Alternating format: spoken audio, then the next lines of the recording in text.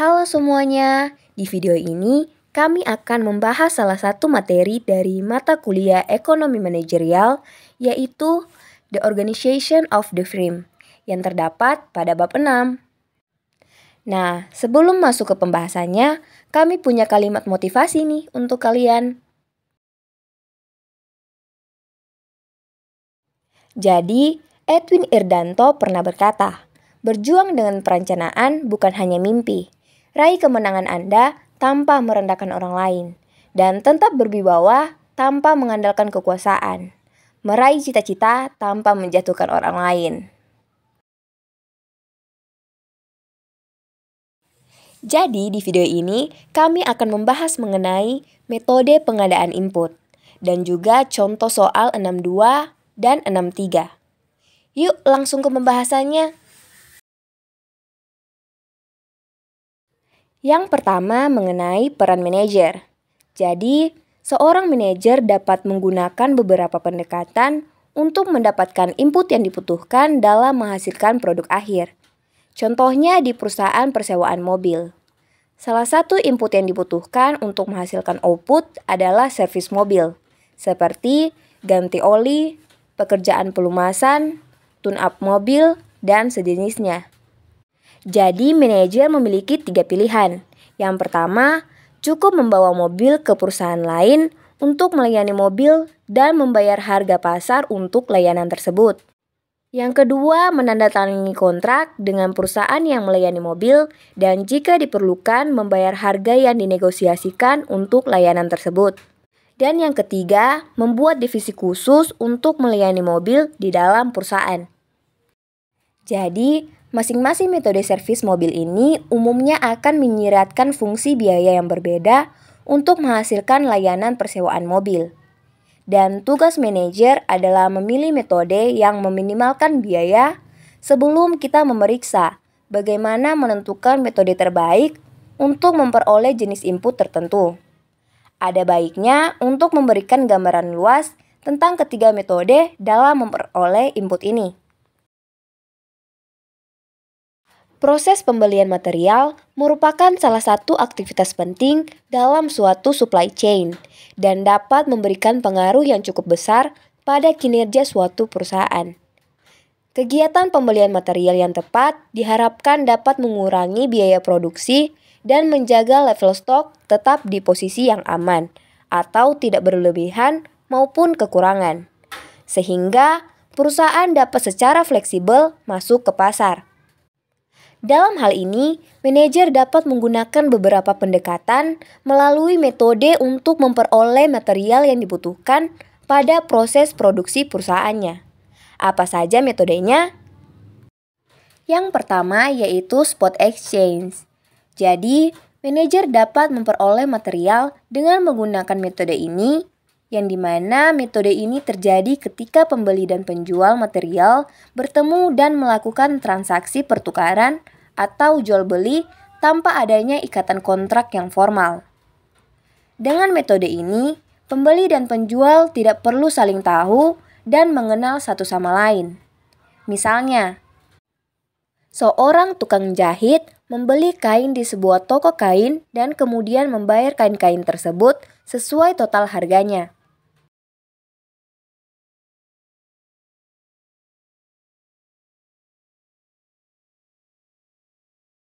Nah, untuk lebih jelasnya akan dibahas di contoh soal 62. Pada soal ini diceritakan bahwa Jimmy Burger merupakan gerai makanan cepat saji yang bisa menjual sekitar 8.000 hamburger dalam 1 minggu. Dan untuk memenuhi permintaan itu, Jimmy Burger membutuhkan 200 kg daging giling yang dikirim ke tempatnya setiap Senin tepat pukul 8 pagi. Nah, pertanyaannya ada 2. Yang pertama, sebagai pengelola waralaba Jimmy Burger, masalah apa yang akan diantisipasi jika membeli daging giling menggunakan spot exchange? Dan yang kedua, sebagai manajer perusahaan yang menjual daging giling, masalah apa yang akan diantisipasi jika memasok daging ke Jimmy Burger melalui spot exchange? Kita masuk ke pembahasan untuk pertanyaan pertama. Jadi, Daging giling untuk hamburger adalah produk yang relatif terstandarisasi. Dan untuk pengiriman 200 kg daging ke toko tertentu akan melibatkan investasi khusus dalam bentuk aset khusus, baik dari pihak Jimmy Burger maupun pihak pemasok, jika melakukan spot exchange. Nah, yang harus diantisipasi adalah kemungkinan Jimmy Burger akan menghadapi masalah jika pemasok muncul pada pukul 8 pagi, namun mengancam tidak akan memberikan daging kecuali Jimmy Burger membayar tebusan atau memberikan bayaran lebih. Dan kalau itu terjadi, tentu akan sulit menemukan pemasok lain yang dapat memasok jumlah daging yang diinginkan dalam waktu sesingkat itu. Dan pemasok bahkan mungkin bisa mencoba memberikan daging dengan kualitas yang rendah. Dengan demikian, Jimmy Burger berkemungkinan tidak terlindungi dari oportunisme ketika menggunakan spot exchange untuk mendapatkan daging giling dalam jumlah yang besar.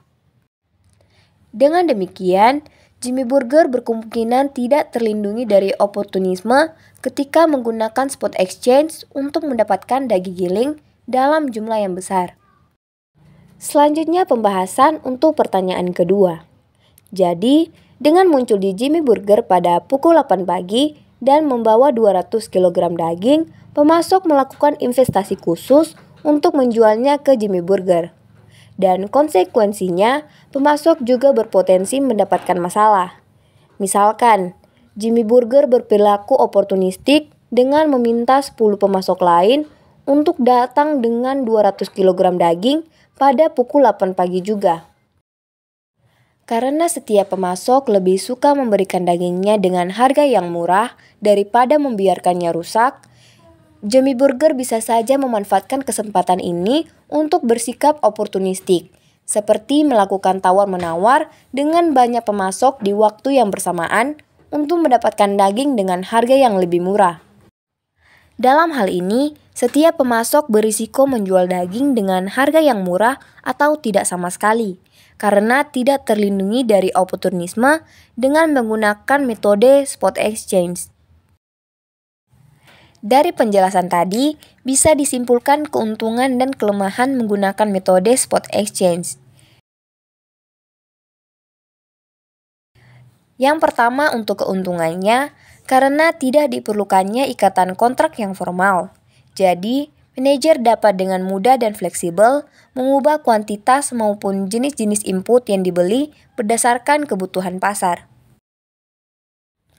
Kelemahannya adalah manajer mungkin saja mendapatkan harga yang lebih mahal dan tidak mendapatkan potongan harga karena tidak adanya kedekatan kerjasama antara manajer sebagai pembeli dan pemasok.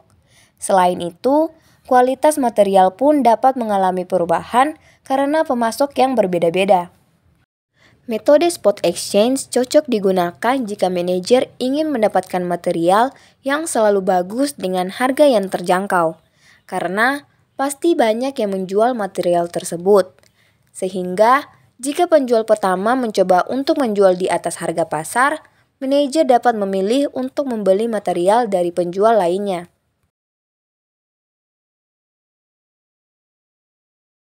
Pembahasan selanjutnya mengenai 2. Metode menggunakan ikatan kontrak. Berbeda dengan spot exchange, di metode berikut ini manajer memperoleh material atau input yang dibutuhkan dengan menggunakan kontrak yang disepakati oleh pembeli dan pemasok, di mana bersifat formal dan legal.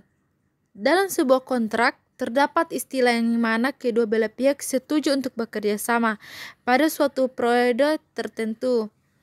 Kontrak biasanya mencakup jenis produk atau jasa yang ditawarkan, harga dari setiap produk atau jasa tersebut, dan sebagainya sesuai dengan apa yang disetujui oleh kedua belah pihak pembeli dan penjual.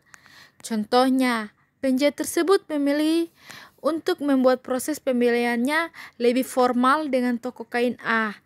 Dengan menandatangani kontrak kerjasama, misalkan, di dalam kontrak tersebut dijelaskan mengenai harga-harga setiap jenis kain dalam satu kali pembelian, totalnya berkisar 1 juta, dan kuantitatif yang dibutuhkan sebanyak 10 meter per jenis. dan periode kontrak yang diinginkan selama 2 tahun. Nah, bisa teman-teman lihat bentuk grafik dari contoh tersebut.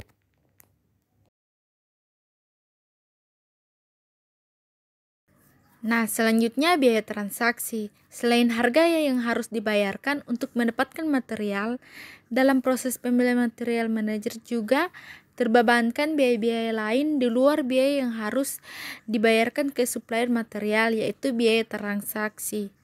Dalam hal ini, biaya-biaya transaksi termasuk 1. Biaya untuk mencari supplier yang bersedia dan mampu menjual material yang diharapkan. 2. Biaya untuk bernegosiasi tentang harga, misalnya biaya kesempatan waktu, biaya hukum, dan lain-lain. Ketiga atau yang terakhir yaitu investasi dan pengeluaran lainnya yang dibutuhkan untuk memfasilitas terjadinya transaksi. Contoh, supplier menjual semen dengan harga 65.000 per sak kepada manajer sebuah perusahaan properti. Tetapi harga tersebut tidak termasuk mengantar ke lokasi produksi perusahaan.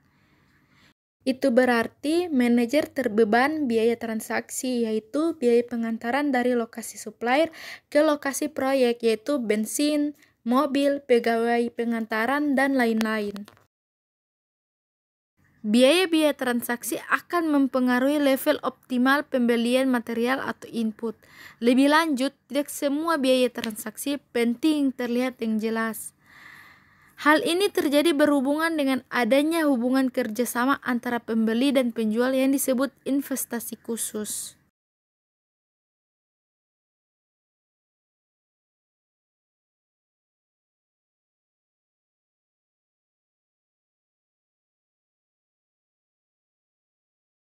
Di dunia nyata, hampir semua pembelian melibatkan beberapa jenis investasi khusus. Misalnya, dengan berkendara ke supermarket tertentu, Anda menginvestasikan waktu dan bensin yang berharga bagi Anda hanya jika Anda membeli bahan makanan di supermarket tersebut.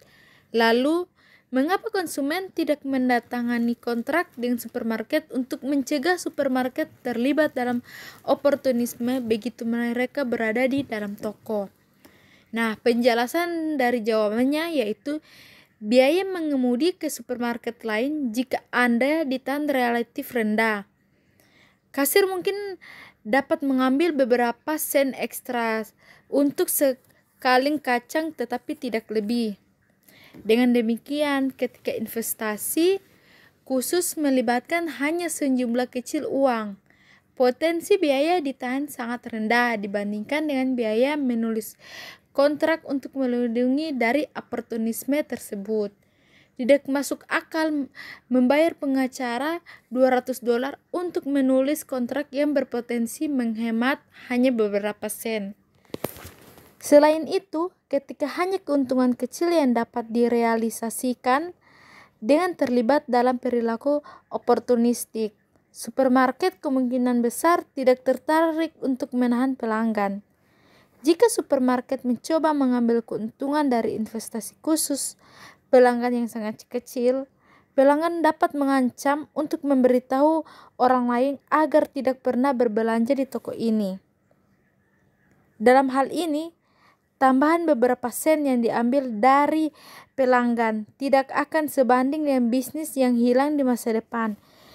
Intinya, ada perjanjian implisit antara kedua belah pihak, bukan perjanjian yang dapat dicegahkan di pengadilan, tetapi perjanjian yang dapat ditegakkan oleh tindakan konsumen di masa depan.